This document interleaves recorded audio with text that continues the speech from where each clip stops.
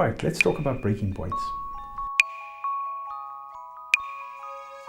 Sometimes you might find yourself in a position where you are so wrapped up in the emotions of what's happening around you. You may be really angry, you may be really frustrated, and what you might find is that you've moved through those relationship stress zones where you've tried negotiation that hasn't worked, you've got into conflict situations, and then you're in the breaking point zone where it is inevitable that you need to leave. Somewhere along the line, you know that you need to leave. It's the best thing that you can do.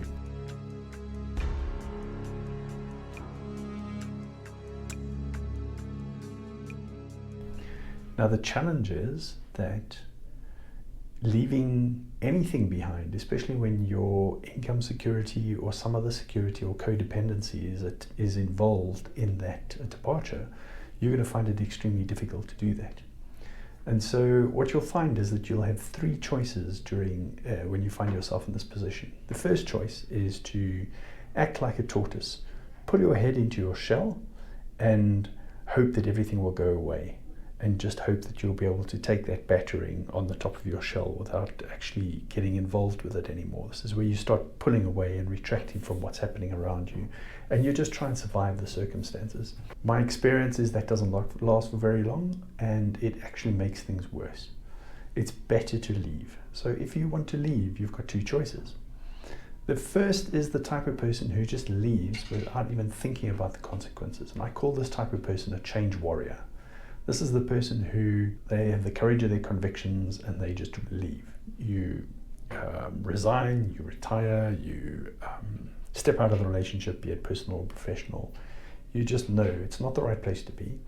And people who do this tend to rely on two things. They rely on the fact that things always seem to work out in the long run, so they'll figure it out, or they've got a very strong personal belief and trust in themselves to be able to figure things out, to be able to adapt to the circumstances and to find a new way. The second way to do it is to be more strategic in your approach, where you're the change strategist, where you look at what are the risks, you try and mitigate those risks, you put plans in place, you do a bit of pre-work to make sure that you're prepared to be able to make this change, and you put some planning in place and you execute the plan.